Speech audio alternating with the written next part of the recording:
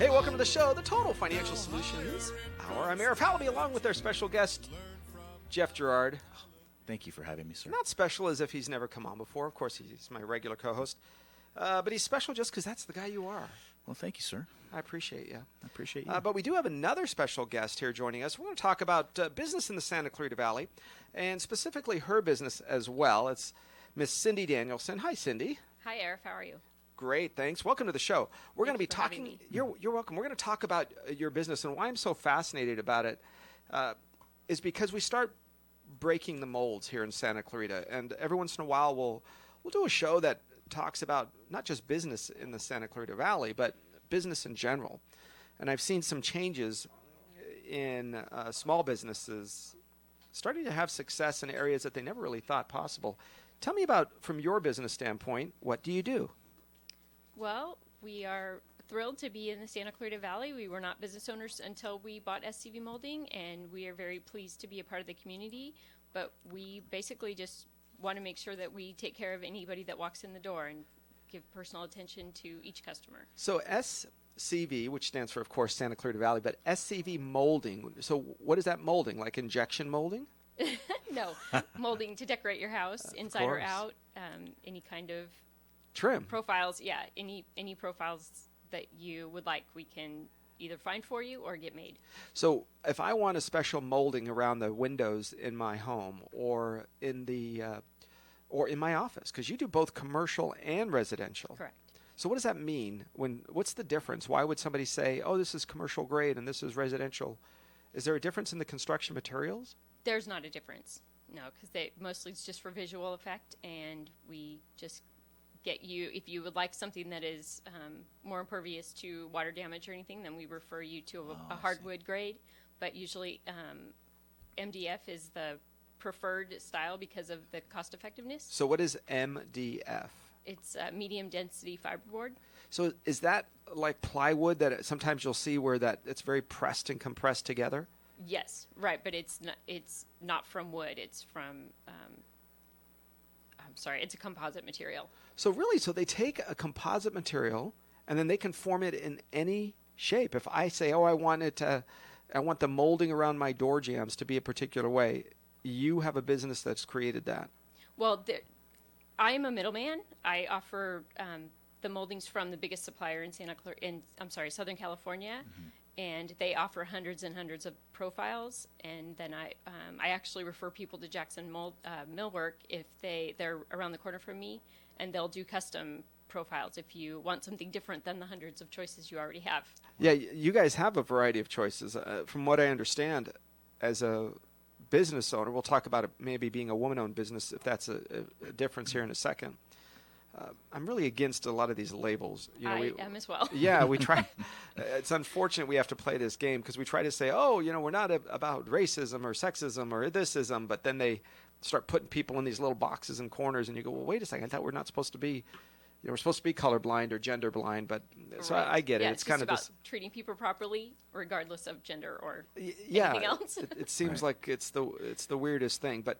So as a lady starting a business in Santa Clarita, or just a person starting a business or running a business, what are some of the things that you had to overcome? What were some of the challenges that you felt that were a little tough when you get started? Well, the last owner was also a woman, and she just had a rapport with lots of the contractors. So when I walked in, they were very comfortable dealing with me. And the new people come in and go, "Well, who's going to help me load my molding?" And I said, "Hey, I'm the guy." So Yeah. I do it all. That's pretty neat. So how long have you been in business here in Santa Clarita? When did you just started recently? No, SCV Moulding and Design Center has been in business for almost 30 years. I'm the third owner, and we've owned the business for about 4 years now. Okay, great. And in the last 4 years, have you seen a trend? Business started growing or changing, or people wanting different things? What have you noticed in business? What I've noticed is that when trends come, they pretty much go away quickly.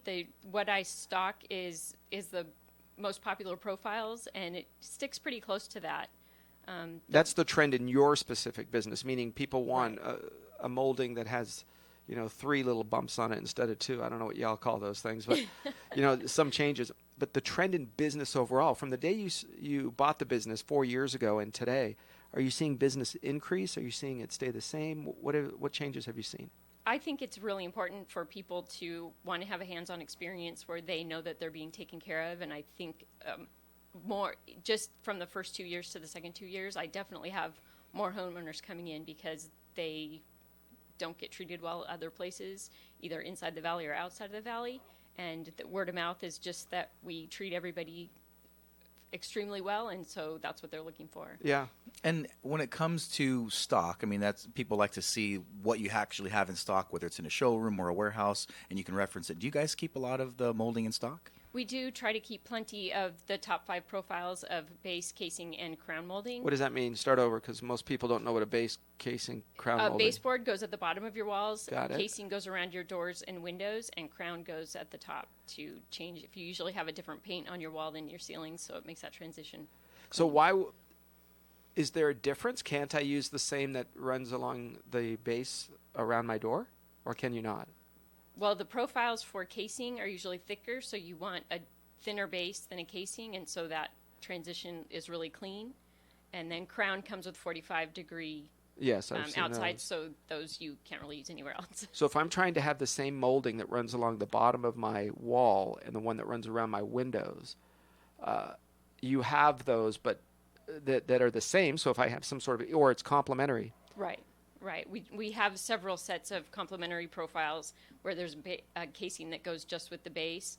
And so we usually, if that's how you want to go, then we start with those, several choices. And otherwise, usually if someone comes in to buy base, I always say, tell me, take a picture of your casing and bring that to me, or bring a piece of it so that we can find something that works with that. Because often people are changing their flooring and they're changing their base, but they're not intending to change their casings around their doors. Yes. So we usually start with, what is your casing, and let's go from there. Well, that's interesting because it sounds like you're almost answering my next question. What sets you apart from some of the big box stores and some of the other, locations that might be around Southern California? Why would somebody come to you? Is it for that personal touch? Well, if someone goes into a big box store, there's not necessarily someone in that department that can help you, or someone in that department doesn't really know. Sometimes there's nobody in those departments. Have you ever seen? Right, sir. right. I love all of the folks that work there, but it seems like if they had 20% more workers, we would be, especially in a busy day, like, surprise, people want to be there on a Saturday or a Sunday. Or Well, and just come when you hit the button, requesting somebody to help you. Wait, no, now you're asking way too much. I know, I'm sorry. Well, it doesn't help if the 20% doesn't actually know about the product. So Sometimes all of us have stories, and they're good folks and they work hard, but I couldn't have a skill that's that smart in any of those. let alone each department. Yeah, Right. the plumber person comes over to the electricity, comes over to the lighting. They don't always know what they're talking about, and it's difficult. But in your area, you have an expertise where I can say, this is what I want to do with the molding around the crown molding in my house. And folks, that really changes it. When you have crown molding, look at a room. When you see a chair rail or a crown molding, we all look at that and go, wow, there's something nice about this room. And not a whole lot of things have changed. Right. It just really makes it step up a little bit. Well, and usually the contractor grade, either if a house has been flipped or it's a new home, the contractor grade is usually a really thin What's a casing. contract? What does that mean, contractor grade? Something that they can buy tens of thousands of feet and just have it available so that they can do 100 homes or So usually it's a 1,000 lower homes. quality. It's very standard. It all looks Right, the same. it's usually thinner. They get a thinner base and a thinner casing. So usually if you want to upgrade your base, that's where the casing comes into play, where it might not work with the casing you have because they put in a really thin casing that's just a streamline. So thin casing, you mean around the doors? Right. So normally if I'm looking at the molding is what we might call it, but casing is what you guys call it, around the doors. If we look at that, I can see, well, this looks like a fairly cheaply or standard, at least, standard quickly built home. If I want to change that, how difficult is that? Is it something that's very complicated? Can a contractor come in with a complementary molding and crown molding and door casing and really change the whole look? Yeah, you can it's really easy to change out the casing. If you're not changing your doors and your door jambs, you can just peel off the casing. It's usually pin nailed in. And so you just ply that off a little bit and it comes off really easily, and you get one new stick of casing does each door. That's a standard 3-foot door, 6'8" height. And so it's really simple if you plan ahead to do that before you put your base down. Well, So- you make it sound easy, that's for sure. Yeah. And now, let's say someone like me says, I know what I want it to look like, but I don't really know how to do it. I can break it. No problem. I can get it Yeah. off the wall. But what about putting it back on and doing it properly? Because I've heard the word reveal. I've heard, the joints have to come together. Maybe I've even seen fancy caulking around the outside to give it a really nice finished touch. Right. Yeah. I mean, right. how do we go about that if we don't have that skill set to do that? Well, normally people that come in haven't thought about that. They don't look at their casing necessarily because it's just there and you don't have to worry about Yeah, it. you don't 'cause realize already that done. it's a separate part of the door. Right. So that's where the first question comes in, and usually, they'll say, well, I'll have to go home and, email you a picture or something like that. But if someone comes in and says, I know I want a 6-inch molding, then we start with that, and then we go with whether there's a casing that matches or, that. Can you do that type where of thing. it's almost like if you're going with paint colors, I say I want this to be, and they'll say, well, here are the complementary colors. Right. Same thing in your case where I could say Right. this is the base, and then from there you could say, oh, here's the crown molding that works, here's the chair rail that works, or whatever Correct. that might And be. we take into account your ceiling height and how big your room is and those kinds of things that are just design features. And if somebody has a contractor or is looking for a contractor, you probably have pretty good referrals, folks that you've worked with in the past. Great referrals. Yeah. There's lots of guys out in this valley that do a really good job, and obviously they're not necessarily free right away, but they're definitely worth waiting for. And the business growth that you've seen in your business over the last 4 years, is it a steady trend, or are you seeing something change in 2018? Tell me from a business standpoint in general. I don't want to know necessarily specific numbers, but just that the business has grown 10% or 20% year over year, anything like Well, that? a lot of our growth has come as people are finding out that we also do cabinet doors and interior and exterior doors and visual and practical hardware, which is either the stuff that's behind what you need to work or the stuff that's on the front that you get to see. What does that mean, like door handles or Yes. something? Okay. Door handles or hinges. What we're stocking now to help the contractors is hinges and drawer glides in several styles, but there's thousands to choose from. What does that mean, door glide? What holds your drawers in so that drawer. they'll slide out. Okay. So a lot of the hardware, the stuff that you see or don't see that's behind the scenes, that actually can work in conjunction with the rest of your products and services. Meaning, if I Right. come to you, I don't have to stop at 5 different stores. No. Yeah, anything that's just basically your upgrade, anything that you can see to make it better, that that's not behind the walls or anything. We don't have plumbing fixtures, and we have a line of windows, but that's a little deeper into the construction. So it's really just the upgrades that are quick to change out. I've heard that from a design standpoint, because it sounds like there's an element of that you guys help with when someone's looking at something and they want a particular look. I've heard that certain windows you don't put casing, and certain windows you do put casing. That's right. Was there a What's the difference? difference? Is it a preference? Well, we see that every window with casing around it just makes it much more, just such a finesse. So Just I makes it said so that much to my better. brother, who's a former contractor. I said, wow, Scott, I'd really like to have some casing around that. He said, you don't want to do that. I said, why? He goes, well, you just might find out that your window's not square. That's correct. Yeah, if you Oh. don't So what do you do in that case Yeah, if if somebody you don't wants want that? to case out your windows, then you need someone with perfect texture, perfect drywall skills, perfect window casing. It has to look great to not do anything else to it. Because the casing's true, the angles hopefully are true, and then you might see that your window's out of square. Is there a solution for that?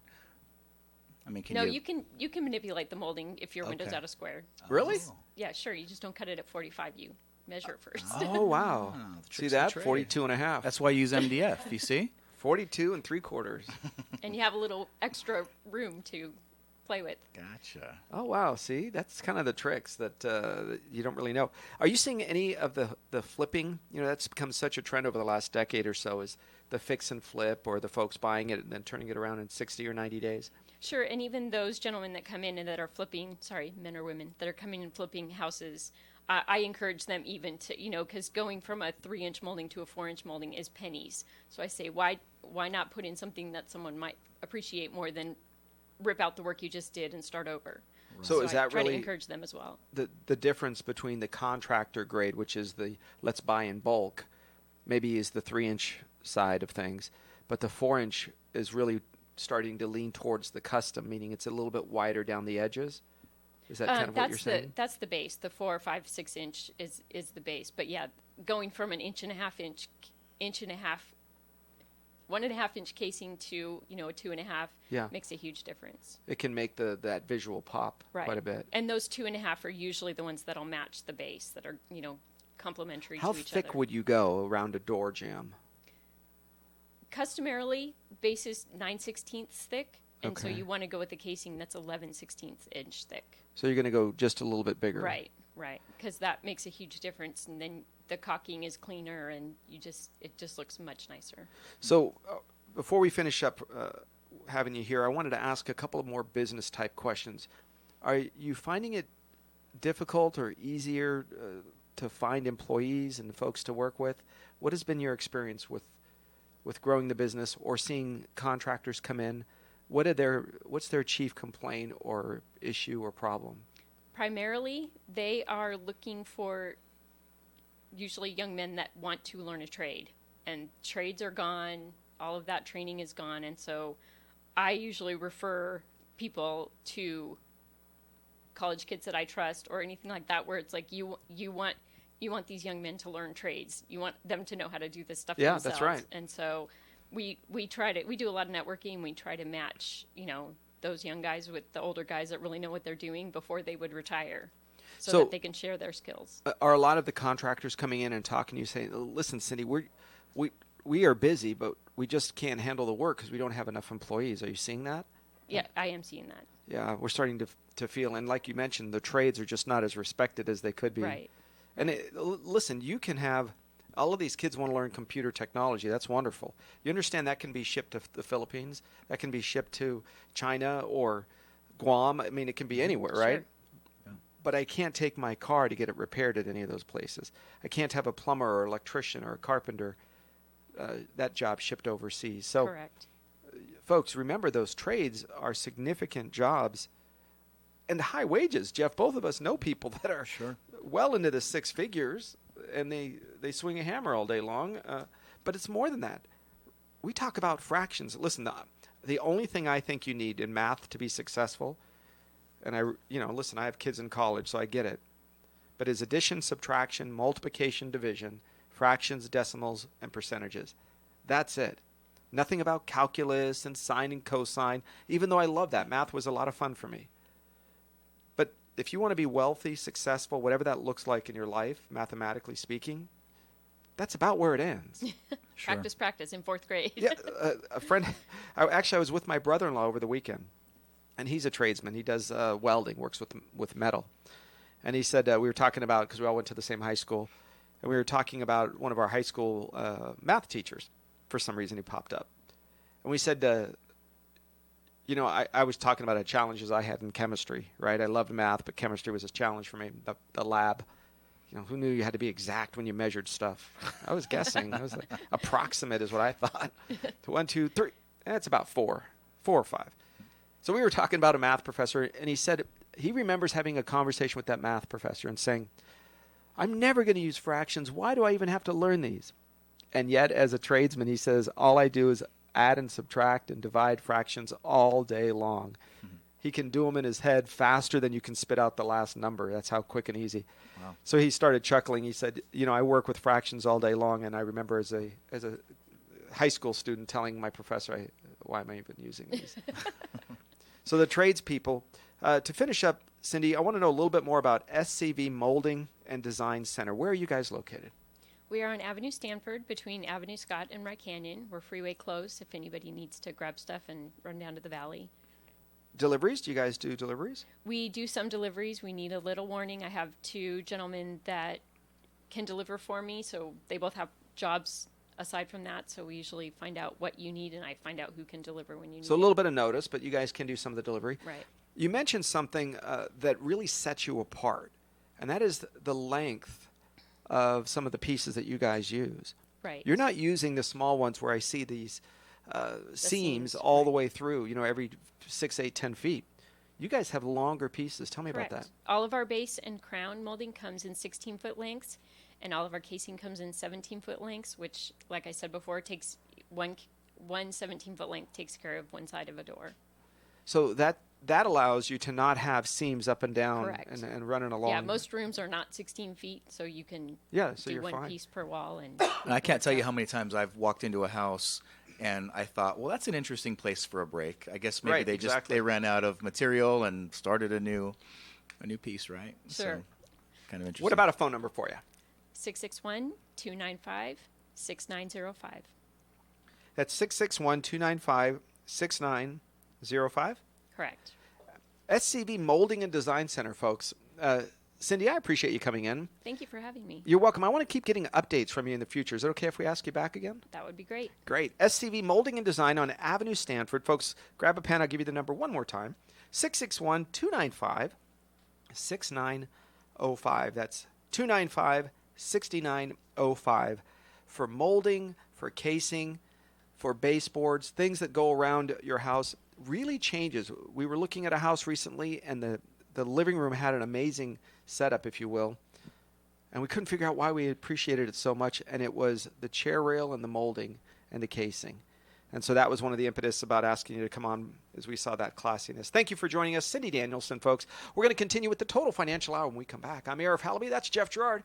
And your place for news, talk, and information. This is the Total Financial Hour on your hometown station, KHTS. Men, are you feeling tired, stressed, or just don't have the energy you used to? Did you know this could be related to decreased testosterone levels? Luckily, there's a safe, effective solution. Weeder Prime helps support healthy testosterone levels with clinically tested key ingredients. Just 2 capsules of Weeder Prime each day can help change your mood, energy, focus, body fat, and lean muscle. Feel the way you felt 10, 20, even 30 years ago.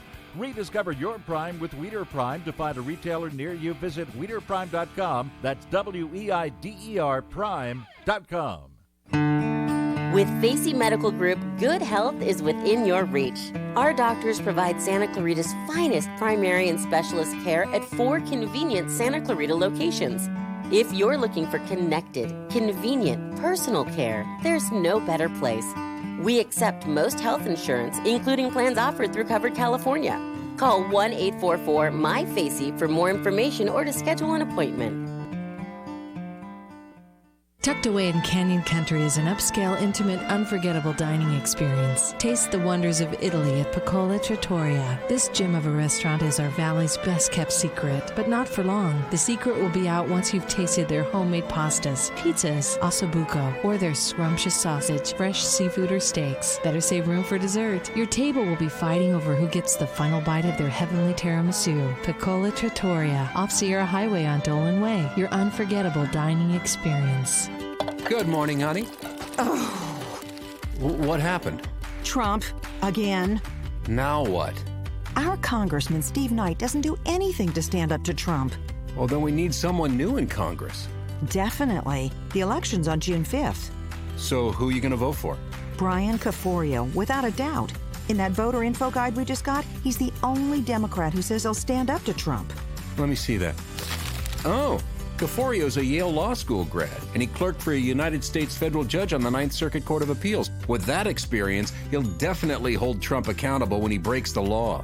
And he'll stop Trump's attacks on our health care, the environment, immigrants, and Planned Parenthood. Well, it's about time. Caforio's supported by dozens of local officials, even Lieutenant Governor Gavin Newsom.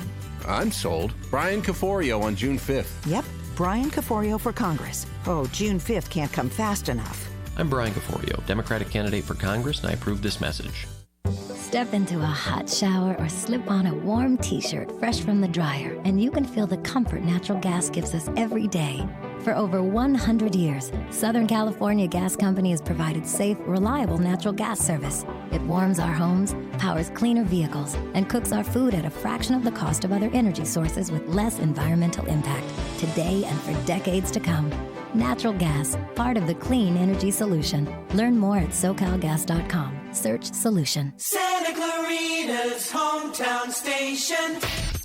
Now FM 98.1 FM and AM 1220. Your hometown station. Financial security will help you live the life you dream. Learn about financial power. Welcome back to the show, the Total Financial Hour. I'm Arif Halaby, along with Jeff Gerard, and your place for news, talk, and information. This is your hometown station, KHTS. Hey, folks, go to 888-99-RETIRE. That's our number. I didn't give it to you in the first half hour of the show. But now that you're here, you can get it. You can get the phone number. 888-99-RETIRE. 888-99-RETIRE. 888-99-RETIRE. All right, we're talking about your family's financial life. It's always great to have small business folks on the phone or in the studio with us as we learn about some of the challenges, right? If you've started a small business, if you've worked for a small business, you understand that it's a different kind of human being that will do that.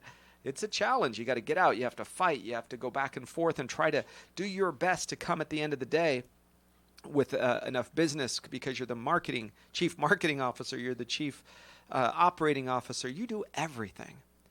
But if you don't have a good CPA on your team, I don't care if you're a small business, if you work for a small business, or even if you are an employee that works for a large company, you have to have a good tax expert on your team. And so I've asked Rachel Carlson to pop in here. Rachel has been a friend for quite some time. How are you, Rachel? I'm good, thank you. Great to have you here. All right, we're talking about retirement here. So all I want is just some of your points of view, just some things off the top of your head when we go through this. I'm going to ask you questions. Joining me, of course, is Jeff Gerard, as we are talking about Americans seem to be outliving their retirement savings. And a lot of them, Jeff, we have found in our practice, are very concerned about that. In fact, when you talk to them, it's one of their top fears. I would say it's statistically speaking, and through surveys, we found out people are more scared of running out of money than they are of death itself, right?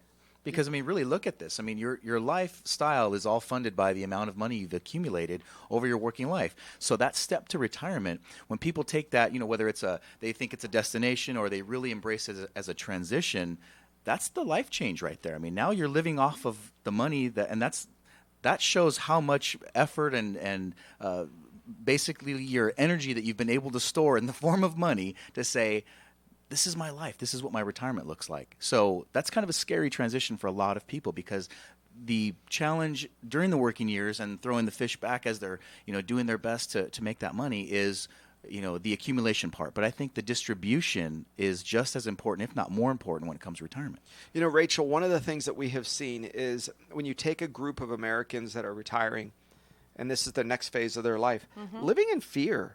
Like, why be retired, and then every time you live, you're afraid to spend money, you're afraid to do things. As a professional CPA for how many years now? 20 years. 20 years. What have you found when it comes to retirement? Are you seeing that some of the folks are a little afraid? They're living in that fear zone? No, definitely. Absolutely, Arif. I think that a lot of people are afraid because they don't have the knowledge. They don't, the waters are uncertain. They're not sure exactly what tax planning to do. They're not sure exactly what spending habits to change. They don't know how much it's going to cost them to survive or what things need to change in order to survive. Yeah, sometimes that planning process, right? When we've interviewed, or in a recent study, I should say, 67%, that's 2 out of 3, say that they're going to outlive their retirement savings.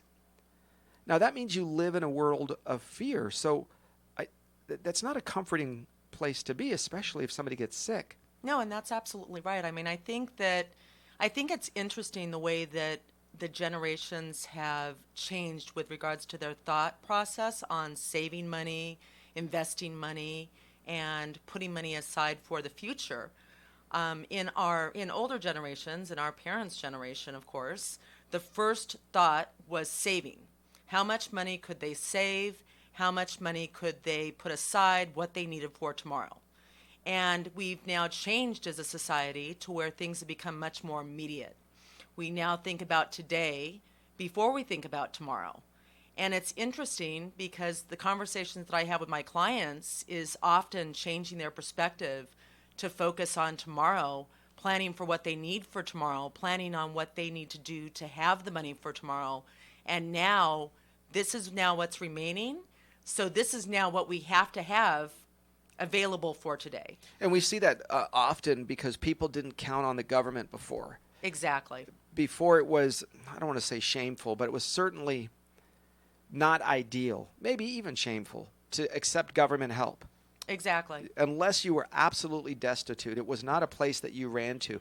And today, instead of soup kitchens, we have grocery store lines because they give out these SNAP and GIF and CHIF and whatever else the other cards are that people take for whatever reason. I get it. But that's where the soup kitchens, that's where the lines are at the grocery stores where people are using the, I don't know what you call it, the welfare stuff that they give you. EBT. Food stamps, EBT, that's right. Exactly. But I mean, I think also the trend in even the millennials and the younger generations that I've seen in my children is instant gratification. So the gratification has become much more instant, much more spontaneous. When we used to turn on the television, we would wait for it to warm up. And hit the side of it when it didn't If I work. told Remember my that? children that they needed to wait for the television to warm up, they would not only laugh, but they would think that I was making up a story. That's they don't right. have any idea about what it's like to wait for something to warm up. So the level of instant gratification, which, I mean, hey, I love my iPhone. I don't live without my iPhone. We all love technology.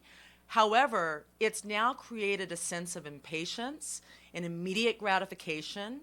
Do you remember almost a constant urgency in our life. Do you remember the internet? You would click on something, and I would Yes. turn it on, and as it was dial-up was warming up, I would go take a shower and come back, or Exactly. go brush your teeth and come back, and then the internet would be on, and you would do whatever you had to do, and then that was it. You wouldn't live with it. Now we're online 24/7 in that nonstop growth. Financially speaking, it used to be you saved until you had enough money to buy a car. You Exactly. saved until you had enough money to buy a house. Rarely would a 19, 18, 25-year-old walk in to buy a car, not because they didn't need one, but because they didn't have the money. They weren't saving enough yet. Exactly. You received the hand-me-down one, or Jimmy down the street, passed away, and so the wife said, here, you could take the car for $500 or something, or mow the lawn, and you got a car, right? You would do things where the vehicle. I remember getting a pickup truck, a $750 pickup truck was my first car, a Chevy Love, and it wasn't perfect, but I waxed that thing every weekend, washed it every weekend. Vacuumed. It had rust holes in the bottom of the passenger side on the floor. Still took care of that as if it was a brand new, Bentley or something, But Rolls Royce. the interesting thing is, Arif, that I've seen with my own children, is that when you and I had our first car, the only other first cars that we saw or were familiar with were our friends. Yes. Or people at our school, or the people that were driving up to school in a car that was comparable. And now our children have access to information about what they drive in other parts of the country and what the first car is in the most expensive areas of the country. Pull into a high school parking lot and look around, and you'll see late model Lexus, BMW, Acura, Mercedes. Oh, yeah. You'll see late model cars, and you scratch your head saying, wow, these kids have been working since they're 3. Right. Oh, wait, no, maybe it's the parents. And I'm in that boat, too. I want my kids to have nice cars. We have a rule. We buy you the first car, and it's a used car. And that's it. Good luck. Now, there's other ways for you to get other cars. If you crash it, my daughter did, then the rule is, you have to work for that car. We'll help you, Exactly. but you don't get to sit at home. The recent court case with this 30-year-old kid who lived with his parents, and his argument was, I do my own laundry. I don't cost them anything. How can they kick me out? This was on the news in the last week. And this Wow. man is trying to argue in front of a judge why he shouldn't be evicted. And his parents are telling him, enough is enough. You're 30 years old. You've been living with us for free. Exactly. And on TV comes shortly afterwards, within a day or so, an Italian restaurant goes to him and says, we will hire you. Because he was saying he couldn't find a job, right? So many of you guys sit at home and you think finding a job is on the computer. Let me explain to you something. If you don't have a job, your job is to find a job, not sit at home and send out 47 resumes before lunch in your pajamas. Your job is to get dressed. I don't care what job you're going to have. If it's a mechanic, you wear a polo shirt. If it's an office job, you wear a suit and tie, and the equivalent for ladies. And you get out, you pack your lunch because you can't afford a regular lunch at a restaurant, and your job is to knock on doors. You carry 24 resumes with you. You walk in, you sit in lobbies. I remember sitting in a lobby. They said he's not available. I said, no problem, I'll wait. Exactly. For 2 hours. Surprise, they came. That's the kind of person you hire. It's not sitting around thinking about wanting to maybe. And we see that, you guys, because when you now are retired and you're one of these 2 out of 3 Americans that are saying that they're going to outlive their money, to live in a sense of economic fear, what should we do? Give them a minimum wage? It's called Social Security. Yeah. You understand, Social Security was only designed to give you 1/3 of your retirement income. It was 1/3 from you, 1/3 from your pension, 1/3 from Social Security. That's it, 1/3. You were supposed to have your house paid off by then. You should have saved and built up a savings nest egg in a CD or an annuity where you had money saved. So today I get it. The world is different. I understand. But what I don't want you to do is to think that you're sitting around expecting financially to have somebody give you something for just existing. Jeff, we're seeing this time and again as the pensions are having some big problems. Well, they are, and you look at the amount of people that are not saving for retirement, and they're putting 100% of their faith and in their retirement being something that they can sustain from in their employer or the entity in which they work. So they're neglecting putting money in deferred compensation or a 401k or a 403b. These are plans that your employers set up for you that you have a chance to take some of your money and put it in. Sometimes they even say, hey, we want you to save so badly that we're willing to put our money in too whenever you put up, but you got to put $1. You put $1, we'll put $1. And they do that up to a certain point. Some people say, yeah, you know what, that's fine. I plan on, if I don't die in my chair, I'll be here 30 years and I'll have a nice retirement. But what's happening in the world with pensions today? A recent study out of the Associated Press from Jeff Mulville actually indicate that many pension funds themselves could run dry if not severely lower the rate that they're going to pay in the next downturn. Now, you don't understand that an economic downturn doesn't just hit one particular group. It's like my friends that are on the progressive left. They don't seem to get it when they hate big corporations, they hate this, but they want their union pension. Right. You say, where do you think the union puts the money? Do they just lock it in a drawer? Or maybe they invest in large companies. Maybe they invest in corporations, international and multinational. Right? So don't try to cut your nose off to spite your face. It's the same entity. And statistically, pensions did not perform the way they should have last year when everybody was doing great. But after 8 years of economic recovery and 8 years of stock market growth, the public pension plans are more vulnerable than ever to the next recession. That's what Greg Menace says in a recent interview. This is why it's very important. You need to understand that if a part of that retirement income, if part of that pension income is coming from you, you're going to have a problem when it comes time to retire because that 1/3 could go backwards. Now, Rachel, we're going to take a break in a minute, but I want to get your thoughts on seeing clients come to you, maybe retirees. Exactly. And what percentage of their money that they need to live on are coming from public pensions or pension systems in general? Are you seeing any kind of trend where, these people all seem to be millionaires, they all have their own money, or are they counting on other sources of income? No, I would say that, out of the retired clients that I see, there is, for the retired clients that are retired teachers, government workers, state workers, they're reliant heavily on the pension. Probably about 80%, 85% of their income is the actual pension. So I'd say that particular generation, that level of, retirees, they count on that. They definitely count on that. They're not reliant, even if they do have a rental income, rental property, it's a small percentage, a small portion.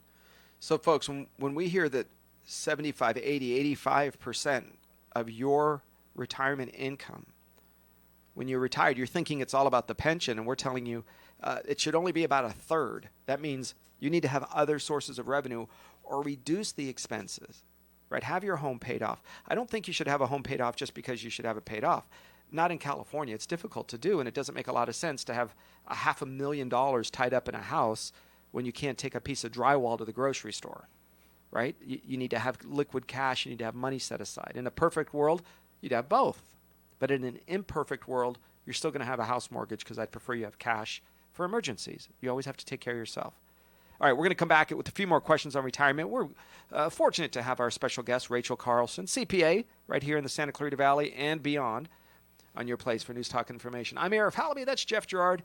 We'll be back on your hometown station. This is KHTS. Hey, Kyle, what are you doing Saturday, June 30th? Not sure. Nowhere bound, huh? What? Come on, Bubba Hyde. Get it together. You're a beautiful mess. Oh, I see what you're doing. Diamond Rio songs. You're unbelievable. Why, thank you, Kyle. I just want to let our listeners know that we'll be hosting the Big Diamond Rio Show with special guest Savannah Burrows at the PAC at COC. Imagine that. Look at you getting it now. One more day. No, dude, it's June 30th. Be my wingman. Oh, now you're quoting Savannah Burrows songs. Yep. Sweet. Join Tori and me when we host Diamond Rio with special guest SCV's own Savannah Burrows. Saturday, June 30th, 7 p.m. at COC's PAC. Tickets are on sale now. Go to canyonspac.com or hometownstation.com. Santa Clarita's hometown station. Now FM 98.1 FM and AM 1220. Your hometown station. Financial security will help you live the life you dream. Hey, welcome back to the show. Let's listen to this song for just a little bit. That's Jimmy Carnelli for some of you, if it sounds familiar. It's not Frank Sinatra. I know. Jimmy Carnelli, what a voice. It's a master. Okay, folks, we're talking about your family's financial life. When it comes to saving for retirement, for a lot of you, you think that's the end of the story, right? It's you. Rachel, you brought up something that was fascinating to me, and that is we forget a lot of that generation, a lot of the 60, 65, 70-year-olds, some of your parents are still alive, which means you might be taking care of your mom and dad. Absolutely. But who else might they be taking care of?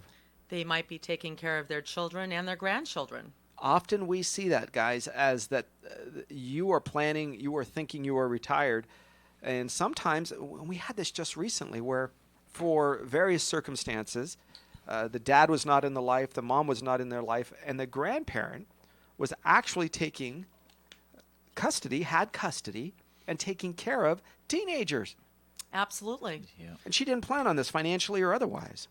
Or the grandparents provide childcare, which also provides expenses like spending gas money to transport the children, to also buy, meals, food, different things, maybe toys or different little clothing or things that they need. And all of those are expenses. They're expenses that are not specifically planned expenses. Yeah, a lot of the ideas about I'm going to retire and travel the world and live on a cruise ship or, bounce around throughout Europe as a vagabond, that often changes when the financial fortune, if you will, of your children or grandchildren could flip and end up taking a turn, in many cases for the worse, probably a once in a while for the better. But I want you to realize something, guys. Your financial life can be changed in a very short period of time. Warren Buffett had a quote recently. He said, the biggest financial decision you ever can make. As I'm saying this, I'm just realizing about a conversation we recently had. The best and biggest financial decision you can make and that he ever made was not a stock that he selected, not even the career that he selected, but the spouse. He said the person, your spouse.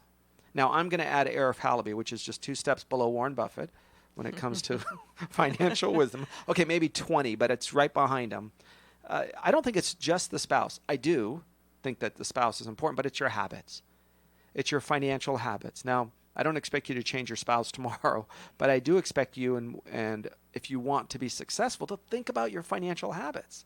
What do you call important? What can you not live without? Right? For a lot of us, you think your family needs to have every single internet device known to mankind, and my kids need to have an unlimited, whatever that's called, data plan or something. Or you think I need to have 7,000 cable channels. You don't need any of that. Look at today, how many young people, that's the big challenge. That's why cable TV is not cable TV anymore. It's now delivering internet. Because how many people watch 2, 4, 5, 7, 9, 11, and 13? Look at those in Southern California, and those television stations have actually merged. Yeah.